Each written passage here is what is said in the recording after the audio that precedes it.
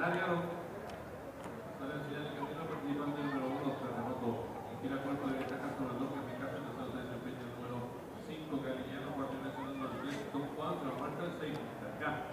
Competidores de cada clase de indicatoria de los 15 metros con el número 1, Terremoto, señal de camino, 2 cuerpos de ventaja sobre el número 2, que eficacia en la tercera ubicación de desempeño número 3, 2, 4, cuarto y tercero con medio cuerpo de este 5, Cariñano, sigue sobre la marcha del cuerpo del 6, listo acá.